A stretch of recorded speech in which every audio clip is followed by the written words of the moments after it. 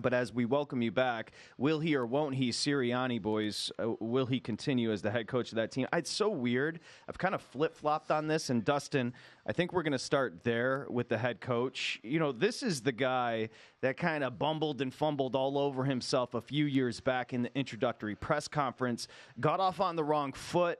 You know, public speaking's not for everybody. You had some empathy for the dude. Anybody that stood up in front of a class and given a speech, it ain't easy.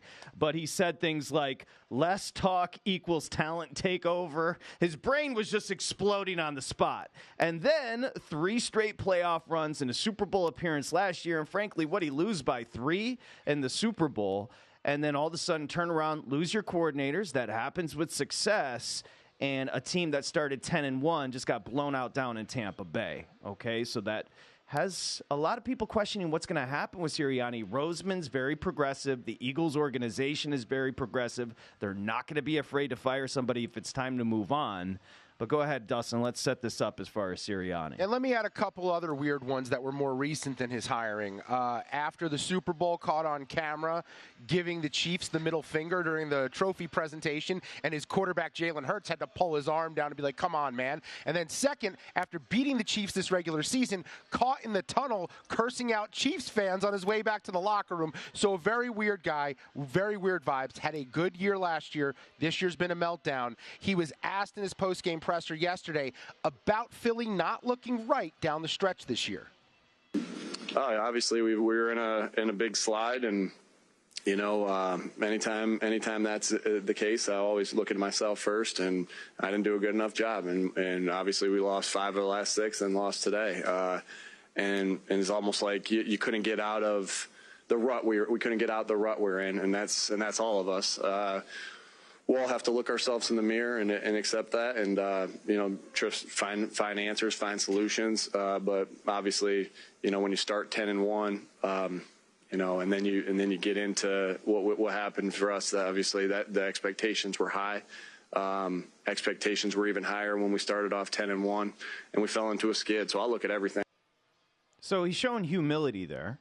So that I guess you could look at it one of 2 ways. One, that he's growing up a little bit on the job, or 2, he's a front runner, right? Amal, he's cocky, he's flicking people off, double bird, being very boisterous when things are going well, and now he's taking his comeuppance and showing a little humility after the embarrassing loss yesterday in Tampa. Yeah, I don't think he had a choice. I do give him some credit for actually coming out and accepting the fact that it seemed like they were kind of just stuck in a rut from games, their last 6 games. They've gotten better.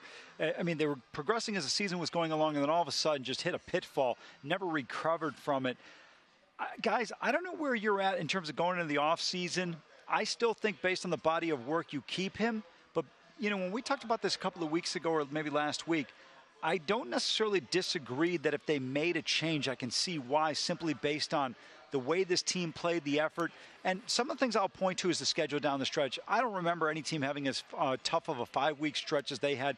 Dallas twice, Buffalo, San Francisco, and Kansas City. I mean, you talk about a nightmare of a schedule that they had. But to me, when I look at this team right now, they just need to take a step back and reevaluate in the next couple of weeks what they want to do and maybe make a decision there. But it wouldn't surprise me one way or the other what they decide to do with him. Look, if they're going to make a change, they're a little bit behind the 8 ball. My assumption is they expected to win that game. The book said last night they were going to win that game. So I'm guessing Roseman and Lurie, the owner, they expected this to continue. So if they have somebody in mind, first thing you have to find out is, does Steichen like his house in Indianapolis? If Shane Steichen likes living in Indianapolis, he likes coaching the Colts, then, okay, he's going to stay there. Maybe you give it another go with Sirianni. If Steichen's willing to come back, you get rid of Mr. Less Talking Equals Talent Takeover, and you say Shane Steichen just took Gardner Minshew to the like that is to what?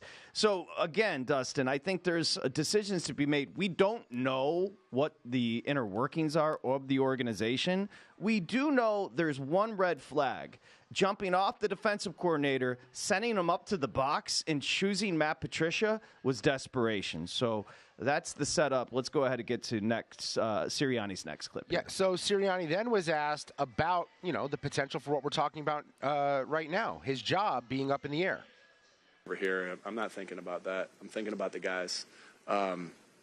again, there's a lot of guys in that locker room, all the guys in that locker room, every single one of them that put their heart and soul into this. I'm not worried about me. I'm not worried. I'm as the head coach, I'm just trying to be there for our guys and our staff right now, through a tough time. Obviously we didn't finish anywhere near we wanted to finish, and so again, my heart feels for these guys. We're all taking it hard, and that's where my mind is right now. Yeah, accountability. All right, what are you laughing at? Did something funny there? I mean, he is taking accountability. No, I'm not laughing. I was setting up the next clip. The thing about Sirianni is, I think you can't always do this. Like, I don't think you can always ask the players what they want, but you need to know where the players come down. Like, was what happened yesterday due to effort? Was it due to being unprepared? And was it due to a disconnect with their head coach?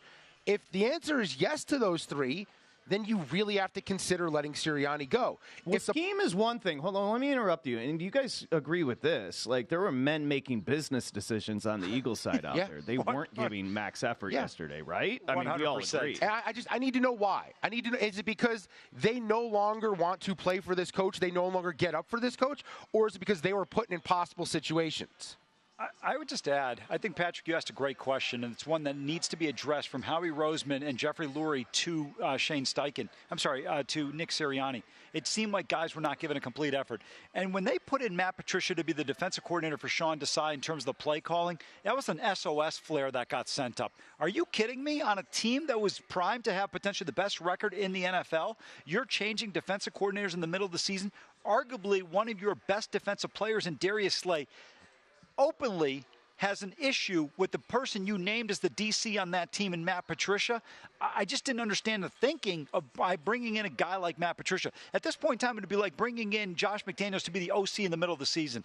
Well, I think Josh McDaniels is actually better than Matt Patricia, which is the funny part. Well, that is...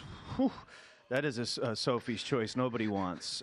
Win percentage, 31st. Opponent's point per game, 31st. Point margin, 31st. Turnover margin, worst in football since week 13. That's all scheme. Like, that's another conversation. Yes. I don't care if I'm Roseman and Lurie about the points scored or points given up. I care that I saw dudes not attempting to make tackles in a playoff game.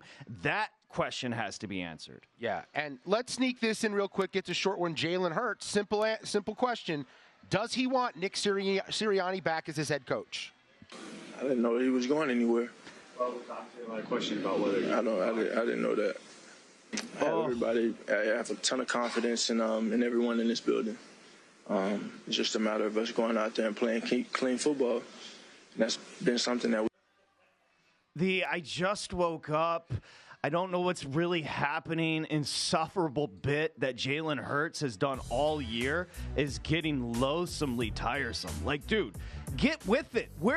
That's the leader of the team? If I'm Sirianni, I'm going, what is this? I got sold to bed, but, this is the dude? You saw the Goddard reaction. Goddard was pissed, and my man was just zoning out like he's the Dalai Lama. It's freaking playoff football.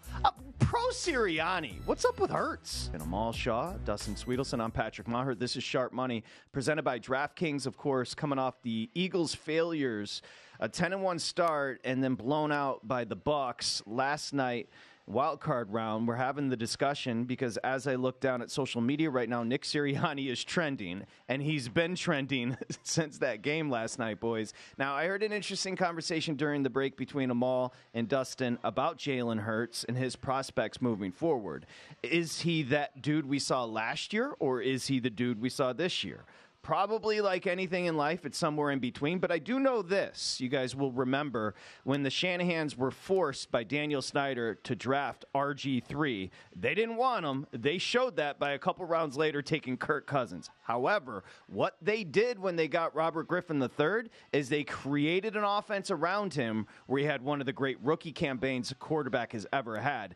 Then Robert Griffin III decided he wanted to be a pocket passer, and now he's on ESPN. What is my point? My point is you can scheme these guys up. Like Shane Steichen could have done something with Jalen Hurts this year. If Nick Sirianni is going to be the head coach, the CEO, well, then maybe you keep him around. But obviously, they have a systemic issue within that organization that then spreads to effort. Because like we said, and we're going to hear from Lane Johnson and more, like we said, last night, Amal, effort was my biggest issue. I don't care that you got outscored by the Tampa Bay Buccaneers and Matt Patricia, who will be on the first flight out of Philly. He's not going to be there next year. His defense was loathsome.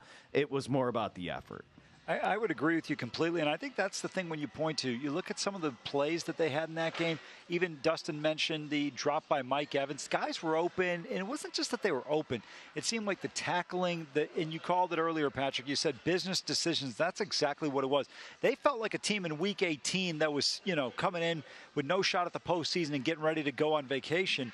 And I was really surprised by the effort. It was from the jump in that game, guys. I never felt like Philadelphia was in that football game. They never seemed like they were engaged. And you mentioned Matt Patricia. There's no more Bill Belichick to employ you in the pencil. So I'm not sure where he's going to be next year. He might be renting a room from Dustin's parents down in Atlanta, because if Belichick, who interviewed with the Falcons last night, ends up with the Falcons, maybe he'll bring his good boy, Matt Patricia. Well, maybe they have some openings for him over at Dixon Ticonderoga. Okay. You know what Some that is? say Roga. And he could also, look, we've tried offensive coordinator, didn't work for Matty P. We've tried defensive coordinator, obviously hasn't worked. We've tried head coach, ask the Lions fans, maybe special teams coordinator in high school. Dustin, let's go ahead and hear from Lane Johnson. You promised fireworks. Yeah, so the first one here from Lane Johnson, offensive lineman for the Eagles, been there for a long time. Talking with the media at his locker about potential coach firings coming after that loss. I'm just like you. I'm sitting and watching. I really don't know what's going to happen. But yeah, I mean, it's very frustrating. You have, you see what this team was, and you see how the team ended, and the slide that we had, and there was no stopping. So it's very frustrating. So, it's a wild business we're in. I mean, nobody. Okay, Lane Johnson literally just said, I don't care what happens to Nick Sirianni. Right? How else could you? I'm not misconstruing. He said, it's crazy business. What are you going to do? We were better last year. He didn't co-sign for Sirianni there, boys. No, not at all. And I'll tell you what, I was surprised to see a player on a current roster with that coach in place right there still be so open about it. I give him credit. He was he didn't necessarily say, hey, I want Sirianni out, but he didn't also say, hey, listen, we're ready to bring him back with open arms. Well, he said he's just like the rest of us. He's going to sit and watch. The rest of us don't have say as to whether or not Sirianni could come back. That was concerted by Lane Johnson not to say, well, unlike the rest of you, I have some say in this, and I want that dude back. He did not say that, Sweetelson. No. He also went on to say this was an embarrassing moment for him and the team. It's very embarrassing. You go from 10-1 to losing last 6-7 or whatever we did, and we've done all the press conferences, we've done all the explaining, trying to, and still not getting corrected. So there's probably going to be some changes. It's frustrating. Hopefully, as long as I'm playing, I don't have to be a part of something like this again. So that's. Oh my gosh. I hope Nick Sirianni is not getting a Christmas card, Hanukkah card from Lane Johnson. Like, you're right, that did deliver, because he is not on Team Sirianni. That's fascinating, because he's one of the leaders of that football team. I believe he's a free agent. See, they have a lot of decisions to make in Philly as well, because a lot of those dudes we've seen around for a while are like Jason Kelce, who just retired, Lane Johnson, others. They've got some big names up, boys. Well, Lane Johnson's got another few years, but Fletcher Cox, Brandon Graham, DeAndre Swift, a bunch of receivers, a bunch of DBs. A lot of their depth is going to be gone in the offseason. They're getting gutted there, but Fletcher Cox, Brandon Graham have been, from the team that won the Super Bowl with Nick Foles, they've been there well before that. It's going to be interesting to see what happens, but I give Johnson credit. Players generally are not outspoken or vocal about what they want to see happen. Now, he didn't come out and say, look, I want Sirianni gone. But the fact that he didn't give an endorsement from a player who's been, I would say, one of the 5 most important Eagles over the last 2-3 years, that really stings if you're Nick Sirianni. Yeah, I would say the lack of an endorsement is the endorsement to say, see you later. That's my perspective on Lane Johnson. Go ahead, big guy. Final one from Lane here. He was asked plain and simple, were the guys not trying hard enough? No problem. We all have great relationships. It's just, we have a slide going, and you can't stop it. Losing last whatever we did, out of probably the first second team to end like this, after starting the season the way you did and ending the way you did, it's frustrating. So, like I said, we've offered plenty of explanations, but at the end of the day, we never did get the result we wanted to. So, got to change. They started to slide, and they couldn't stop it. That's the head coach's job. Sorry. Those are 3 damning clips from Lane Johnson right there. You're absolutely right. You know what's a comparable team to this? Remember the 2020 Steelers? They started 11-0. They had that Tuesday game against the Commanders. They end up losing that football game. They get bounced in the first round of the playoffs in a blowout. This is a similar situation we saw in Philadelphia, guys. Look, I thought Philly was a coin toss of a game. I didn't have an opinion one way or the other. When you look back on it, it looked like Tampa Bay, on a pleaser play, minus 3.5, 4.5 was an easy win or whatever you would have taken. The Eagles never felt like they were in that football game last night. I just want to point this out. After they lost to the Cowboys, Week 14, I bet them plus 750 to win the Super Bowl. And my mindset at that time was, I'm buying low on this team.